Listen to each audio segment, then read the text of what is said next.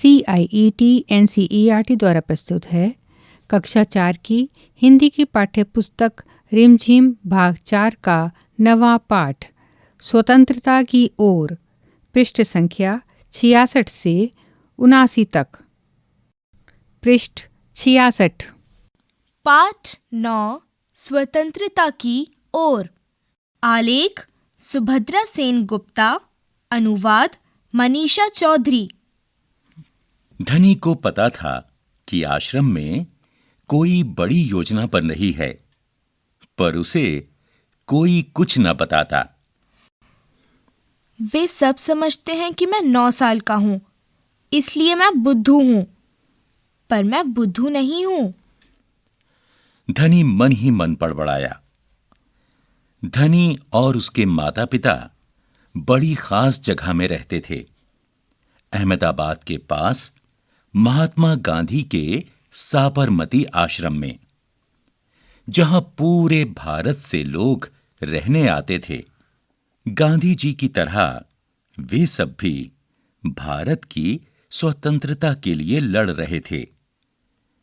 जब वे आश्रम में ठहरते तो चरखों पर खादी का सूत काटते, भजन गाते और गांधी जी की बातें सुनते।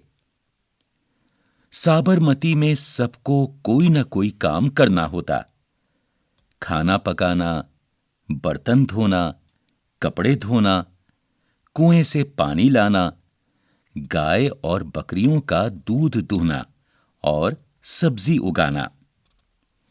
धनी का काम था बिन्नी की देखभाल करना। बिन्नी आश्रम की एक बकरी थी। धनी को अपना काम पसंद था, क्योंकि बिन्नी उसकी सबसे अच्छी दोस्त थी। धनी को उससे बातें करना अच्छा लगता था। उस दिन सुबह धनी बिन्नी को हरी घास खिलाकर उसके बर्तन में पानी डालते हुए बोला, कोई बात जरूर है बिन्नी। वे सब गांधी जी के कमरे में बैठकर बातें करते हैं। कोई योजना बनाई जा रही है, मैं सब समझता हूँ। पृष्ठ 67। बिन्नी ने घास चबाते हुए सिर हिलाया, जैसे कि वह धनी की बात समझ रही हो। धनी को भूख लगी। कूदती फांदती बिन्नी को लेकर वह रसोई घर की तरफ चला। उसकी मां चूल्हा फूंक रही थी और कमरे में धुआं भर रहा था। अम्मा, क्या गांधी जी कहीं जा रहे हैं? उसने पूछा। खांसते हुए मां बोली, वे सब यात्रा पर जा रहे हैं। यात्रा? कहाँ जा रहे हैं? धनी ने सवाल किया। अरे समुद्र के पास कहीं। अब सवाल पूछना बंद करो और जाओ यहां से धनी। अम्मा जरा गुस्से से बोली, पहले मुझे खाना पकाने दो। धनी सब्जी की क्यारियों की तरफ निकल गया, जहां बूढ़ा बिंदा आलू खोद रहा था। बिंदा चाचा? धनी उनके पास बैठ गया। आप भी यात्रा पर जा रहे हैं क्या? बिंदा ने सिर हिलाकर मना किया।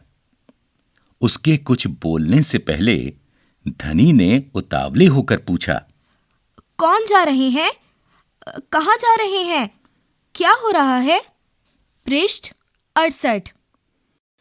बिंदा ने खोदना रोक दिया और कहा, तुम्हारे सब सवालों के जवाब दूंगा, पर पहले इस बकरी को बांधो। मेरा सारा पालक चबा रही है। धनी बिन्नी को खींच कर ले गया और पास के नींबू के पेड़ से बांध दिया। फिर बिंदा ने उसे यात्रा के बारे में बताया। गांधी जी और उनके कुछ साथी गुजरात में पैदल चलते हुए दांडी नाम की जगह पर समुद्र के पास पहुंचेंगे। गांवों और शहरों से होते हुए पूरा महीना चलेंगे। दांडी पहुंचकर वे नमक बनाएंगे। नमक? धनी चौंक कर उठ बैठा। नमक क्यों बनाएंगे? वह तो किसी भी दुकान से खरीदा जा सकता है। हाँ, मुझे मालूम है। बिंदा हंसा। पर महात्मा जी की एक योजना है। यह तो तुम्हें पता ही है कि वह किसी बात के विरोध में ही यात्रा करते हैं या जुलूस निकालते हैं, है ना? हाँ, बिल्कुल सही। मैं जानता हूँ। वे ब्रिटिश सरकार के खिलाफ सत्याग्रह के जुलूस निकालते हैं, जिससे कि उनके खिलाफ लड़ सकें और भारत स्वतंत्र हो जाए।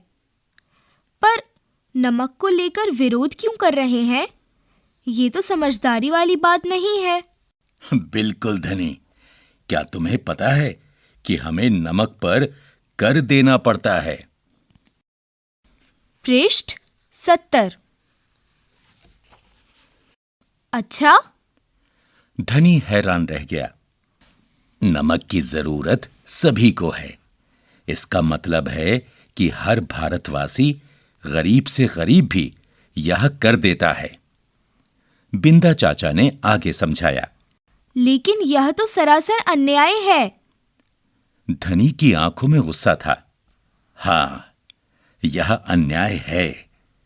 इतना ही नहीं, भारतीय लोगों को नमक बनाने की मनाही है। महात्मा जी ने ब्रिटिश सरकार को कर हटाने को कहा, पर उन्होंने यह बात ठुकरा दी। इसलिए उन्होंने निश्चय किया है कि वे दांडी चलकर जाएंगे और समुद्र के पानी से नमक बनाएंगे। 1 महीने तक पैदल चलेंगे? धनी सोचकर परेशान हो रहा था। गांधी जी तो थक जाएंगे। वे दांडी बस या ट्रेन से क्यों नहीं जा सकते?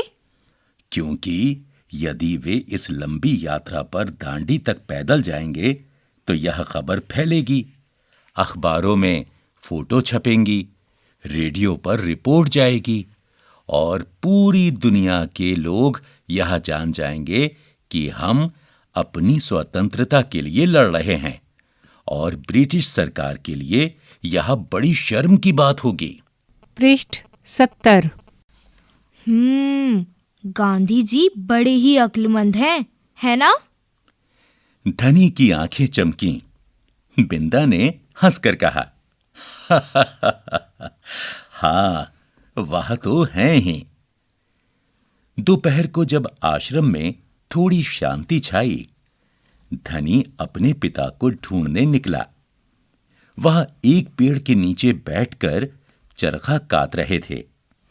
पिताजी, क्या आप और अम्मा दांडी यात्रा पर जा रही हैं? धनी ने सीधे काम की बात पूछी। मैं जा रहा हूं। तुम और अम्मा यहीं रहोगे? मैं भी आपके साथ चल रहा हूं। बेकार की बात मत करो धनी। तुम इतना लंबा नहीं चल पाओगे। आश्रम के नौजवान ही जा रहे हैं। धनी ने हठ पकड़ ली। मैं 9 साल का हूं और आपसे तेज दौड़ सकता हूं। पृष्ठ 71। धनी के पिता ने चरखा रोककर बड़े धीरज से समझाया। सिर्फ वे लोग जाएंगे जिन्हें महात्मा जी ने खुद चुना है। ठीक है, मैं उन्हीं से बात करूंगा। वे जरूर हाँ कहेंगे। धनी खड़े होकर बोला और वहां से चल दिया। गांधी जी बड़े व्यस्त रहते थे। उन्हें अकेले पकड़ पाना आसान नहीं था, पर धनी को वह समय मालूम था जब उन्हें बात सुनने का समय होगा। रोज सुबह वह आश्रम में पैदल घूमते थे। अगले दिन जैसे ही सूरज निकला, धनी बिस्तर छोड़कर गांधी जी को ढूंढने निकला।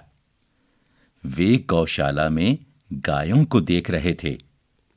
फिर वह सब्जी के बगीचे में मटर और बंद गोभी देखते हुए बिंदा से बात करने लगे।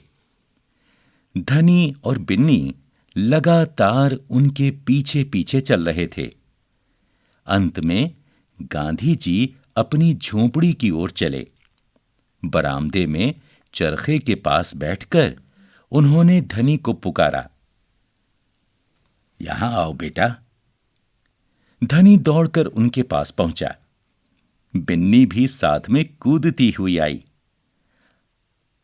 तुम्हारा क्या नाम है बेटा? धनी बापू। और यह तुम्हारी बकरी है? पृष्ठ 72। जी हाँ, यह मेरी दोस्त बिन्नी है, जिसका दूध आप रोज सुबह पीते हैं। धनी गर्व से मुस्कुराया। मैं इसकी देखभाल करता हूँ। बहुत अच्छा। गांधी जी ने हाथ हिलाकर कहा, अब यह बताओ धनी कि तुम और बिन्नी सुबह से मेरे पीछे क्यों घूम रहे हो? मैं आपसे कुछ पूछना चाहता था। धनी थोड़ा घबराया। क्या मैं आपके साथ दांडी चल सकता हूँ? हिम्मत करके उसने कह डाला। गांधी जी मुस्कुराए। तुम अभी छोटे हो बेटा, दांडी तो बहुत दूर है। सिर्फ तुम्हारे पिता जैसे नौजवान ही मेरे साथ चल पाएंगे। पर आप तो नौजवान नहीं हैं। धनी बोला, आप नहीं थक जाएंगे? मैं बहुत अच्छे से चलता हूं। गांधी जी ने कहा। मैं भी बहुत अच्छे से चलता हूँ। धनी भी अड़ गया। पृष्ठ 73। हां, ठीक बात है। कुछ सोचकर गांधी जी बोले, मगर एक समस्या है। अगर तुम मेरे साथ जाओगे तो बिन्नी को कौन देखेगा? इतना चलने के बाद मैं तो कमजोर हो जाऊंगा। इसलिए जब मैं वापस आऊंगा तो मुझे खूब सारा दूध पीना पड़ेगा, जिससे कि मेरी ताकत लौट आए। यह बात तो ठीक है। बिन्नी तभी खाती है जब मैं उसे खिलाता हूँ। धनी ने प्यार से बिन्नी का सिर सहलाया। और सिर्फ मैं जानता हूँ कि इसे क्या पसंद है। बिल्कुल सही। तो क्या तुम आश्रम में रहकर मेरे लिए बिन्नी की देखभाल करोगे? गांधी जी प्यार से बोले। जी हाँ, करूँगा। धनी बोला। बिन्नी और मैं आपका इंतजार करेंगे। पृष्ठ 74। अभ्यास। प्यारे बापू। इस कहानी को पढ़कर तुम्हें बापू के बारे में कई बातें पता चली होंगी। उनमें से कोई 3 बातें लिखो। चूल्हा।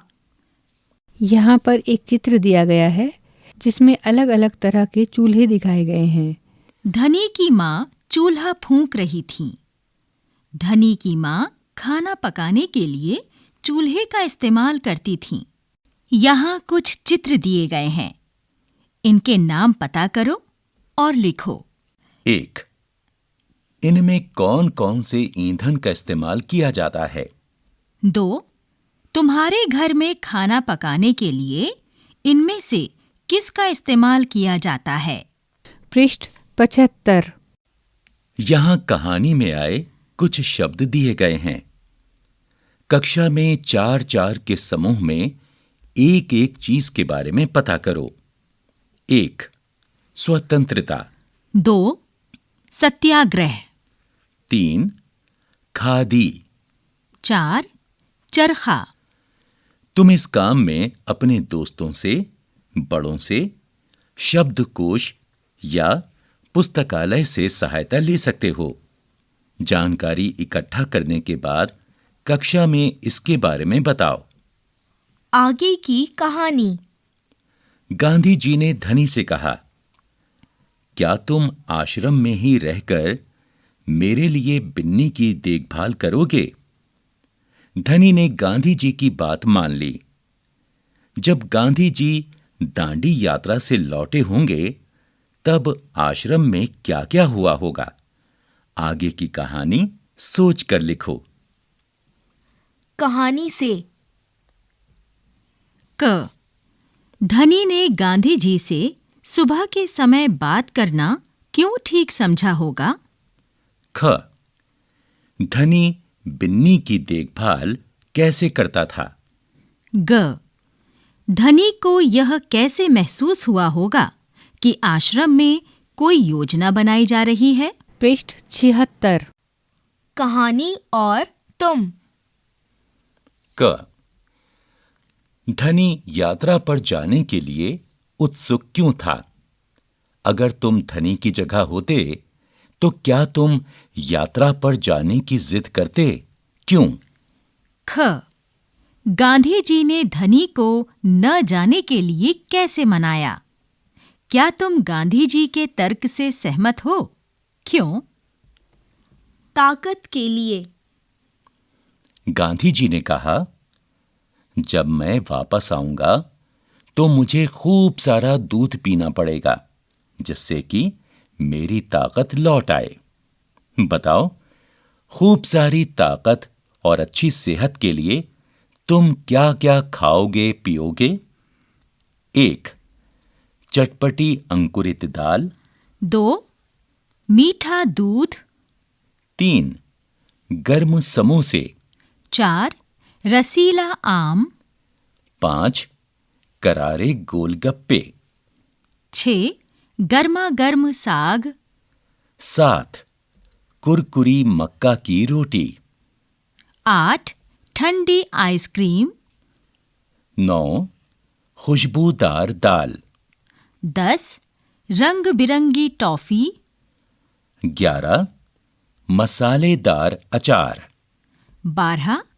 ठंडा शरबत। पृष्ठ 77। विशेषता के शब्द। अभी तुमने जिन खाने पीने की चीजों के नाम सुने, उनकी विशेषता बता रहे हैं ये शब्द। चटपटी, मीठा, गर्म, ठंडा, कुरकुरी आदि। यहां दी गई चीजों की विशेषता बताने वाले शब्द सोचकर लिखो। हलवा, पेड़, नमक, चींटी, पत्थर, कुर्ता, चश्मा, झंडा। चांद की बिंदी। दिए गए शब्दों में सही जगह पर अंक की बिंदी या चंद्र बिंदी लगाओ। धुआं, कुआ, फूक, कहा, स्वतंत्र, बाध, मां, गाव, बदगोभी, इतजार। पसद। किसकी? किसकी जिम्मेदारी? धनी को बिन्नी की देखभाल करने की जिम्मेदारी दी गई थी। इनकी क्या-क्या जिम्मेदारियां थीं? मां, पिता, बिंदा। पृष्ठ संख्या 78 से 79। यहाँ कुछ चित्र दिए गए हैं। ऐसे थे बापू। पहला चित्र पोरबंदर, यहां गांधी जी का जन्म हुआ था। दूसरा चित्र प्राथमिक विद्यालय राजकोट, जहां गांधी जी पढ़ते थे। तीसरा चित्र गांधी जी 7 साल की आयु में। चौथा चित्र गांधी जी और कस्तूरबा सुबह सैर करते हुए। पांचवां चित्र महात्मा गांधी प्रार्थना सभा में। पृष्ठ 79। छठा चित्र महात्मा गांधी काम करते हुए। सातवां चित्र महात्मा गांधी और रवींद्रनाथ टैगोर शांति निकेतन में, पश्चिम बंगाल। आठवां चित्र महात्मा गांधी तुलसी का पौधा लगाते हुए। नौवां चित्र महात्मा गांधी लिखते हुए। 10वां चित्र महात्मा गांधी पत्र पढ़ते हुए। इसी के साथ रिमझिम भाग 4 का 9वां पाठ यहाँ समाप्त हुआ। प्रस्तुति CIET NCERT नई दिल्ली, भारत।